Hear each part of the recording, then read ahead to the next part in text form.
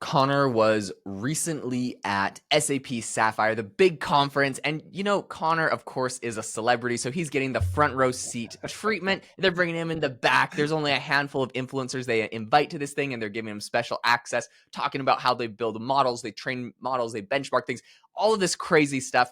So we're super lucky to have Connor on the show today to spill the insider secrets of the conference. But Connor, tell us, how was the conference? And, yeah, we're stoked to hear what you saw there. Yeah, listen, so it was really cool because I was under sort of like embargo for, so we got to see all these things.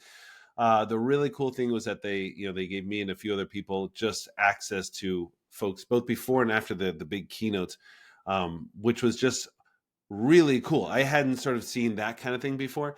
And SAP, it's funny. So I was kind of going back and forth with folks on SAP a little bit. Like, you either like live and die with SAP or you don't really know SAP very well. But SAP essentially just like makes businesses run on the back end with everything. And so often, Jaden, you and I are talking about sort of like the big kind of like whiz bang, like, hey, what's the new thing with this?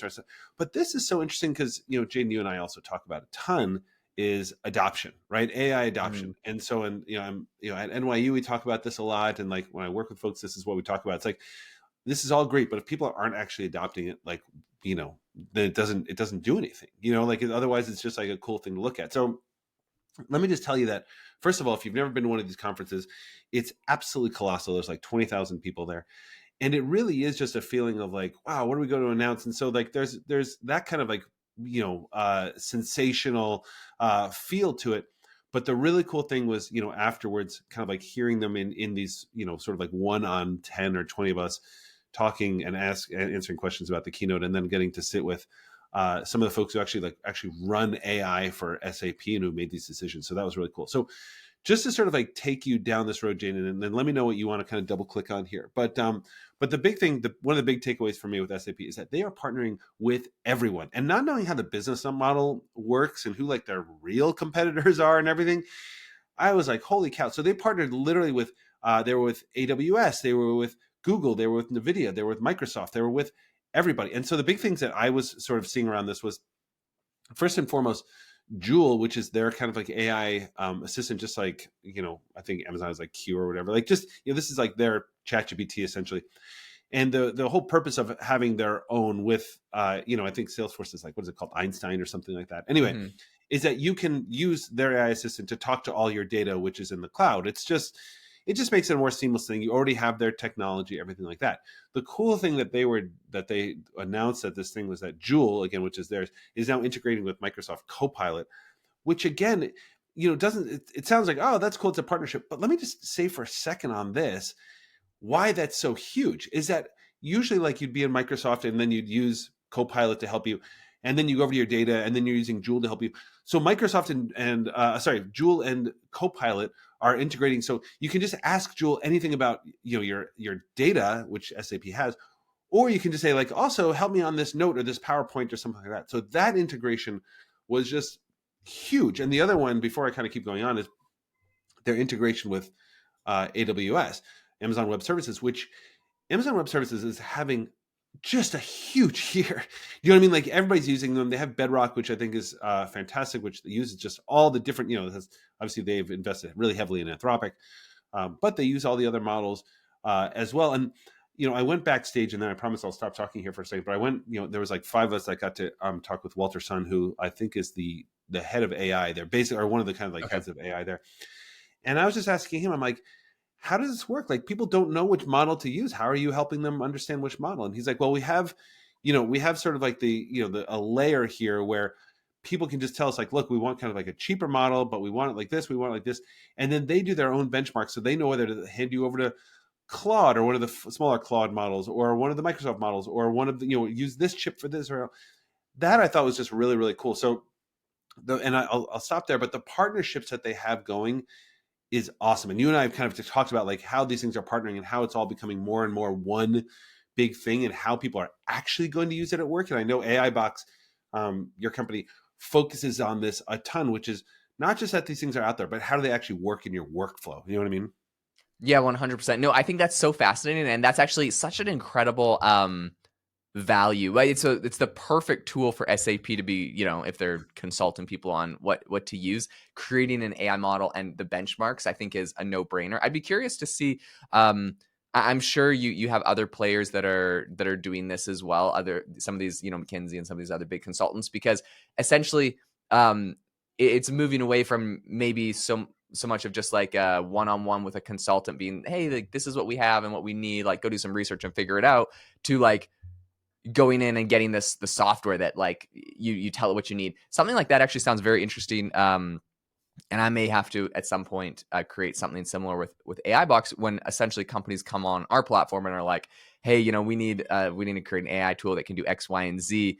And right now, you can just go and select whatever AI models you want to use. You drag and drop them on the builder. But at some point, you're just going to say what you want, and we're going to recommend the best thing. But that's actually way harder said than done. So, big hats off to SAP.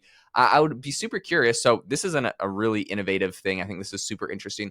Maybe what's another big takeaway that you had from the conference, or something else that they're doing that you thought was really Yeah, powerful? yeah, a few things, right? And they had all the big guys there, right? They had sort of like, CEO of AWS over there, and then Jensen Huang comes on, right? It's just like, it was really big, right? So, but the cool things that they're partnering with, and kind of like what you're saying, like they're partnering with the giant companies. It feels like really strategically. So with Google, they're partnering with Google to do this real big supply chain thing, and that was one of the other things that blew me away. I watched a demo.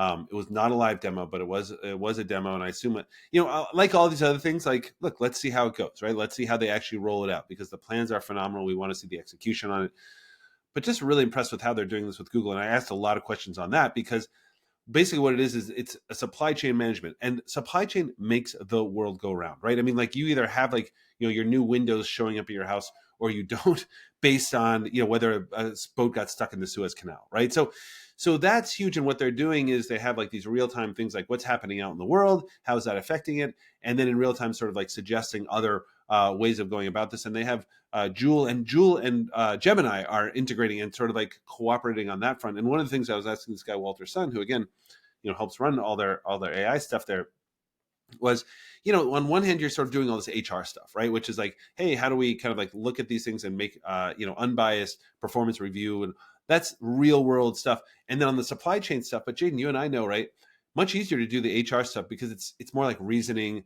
But when you need to Mm-hmm. get something right, like accuracy, I was like, how does that work? And he was like, yeah, we use different models for this. And he was kind of walking me through that. But if they can get supply chain right, that's huge.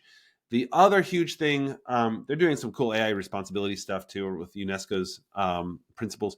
But the other cool thing, obviously, is with NVIDIA and this giant partnership with NVIDIA, obviously around chips and everything else. But one of the really cool things that they're doing around this was around this thing. What is it? It's like, oh yeah, digital twins, right, of complex products. And the really cool thing to me around this was, just because NVIDIA, how powerful these things are, but being able to kind of create, like, if you are a consumer, and the example that I was reading up on, or actually I was asking actually, what was I asking? I was asking Claude or ChatGPT. I was like, how does this work? Like, give me a real world example.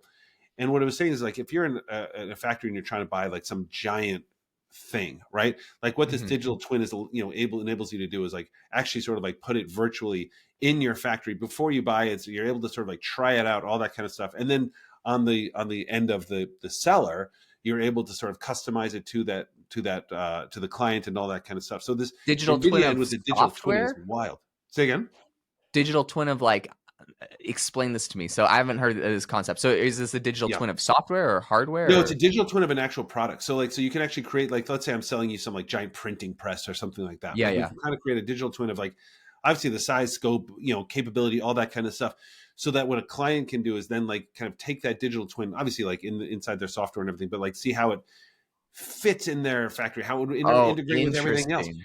It's wild. I mean, these places have like built digital twins. NVIDIA was like building a digital twin of like the planet. I mean, it's Oh just my wild. So gosh. like you have like this separate thing, but then what that means is that then the seller also can sort of like look at this digital twin of this big thing and say like, hey, so it looks like you have this integration, you need this. So we would probably do it for you is customize it here. And it's this like crazy like try before you buy kind of analogy where like they could actually create the thing and like put it in factories and all this kind of stuff for products that are just massive at scale, right, for industry and stuff like that. So but they Oh, need NVIDIA to do that kind of stuff. It was wild, man. That's so crazy. I mean, when people are thinking of like, what does this actually look like in the real world or a use case? I can imagine an area where this would have saved hundreds of millions, Right. potentially billions. I remember when Tesla was scaling up their manufacturing and they over automated, like famously, Elon said they over automated. They tried to, I think for the Model 3, make it so it was completely robots and machines. And then eventually they found out that it was like too hard to actually automate to that high level because not everything integrated and worked together, etc. So I'm assuming using something like this with a digital twin, they had to try taking all of this software, all of this hardware, and building out like digital twins inside of like a digital warehouse, which I'm sure there's some sort of level to that, but this seems like a whole new level. You probably could have figured out some of the issues ahead of time and saved yourself a ton of money on, I'm assuming, the robotics that ended up getting scrapped or not used or pulled off of the assembly line because it just like didn't function. So yeah, I mean, it's not something I think like everyone thinks about unless you're specifically in that industry, Right. but it has a Right. massive impact on products that everybody uses. So Right. Right. big Yeah. impact. And that's the big thing, right? So like, and that was my big takeaway, just to kind of like wrap this up, which is I went in there thinking like this is going to be cool. But the really cool thing is that they kept on saying, this is what I was listening for a lot, which is like, look, the tech doesn't matter if the business doesn't function. And SAP is so huge that they're already integrated. So that's why I geek out on it, because I'm like, I want to see how Hmm. adoption actually happens. Anyway, came away super impressed. Kind of like, look, SAP is a super trustworthy company. Like they're great. So of course they were going to do this well. But I think the way they're thinking about it was really cool because I didn't know exactly walking in what I was going to get out of it, but I thought this was really cool. It's something that we should be revisiting because it's just cool how this stuff actually works in practice. Amazing. Hey, if you are listening to the podcast today and you learned anything new, we would really, really appreciate it if you drop us a review. Connor and I are on a quest to 100 reviews. We're getting close. So if you haven't done it yet, you are the person we are looking for, and we would really appreciate that review. It helps us get amazing guests on and cover some cool topics. So if you wouldn't mind doing that, we'd be super appreciative, and we hope that you have an amazing rest of your day.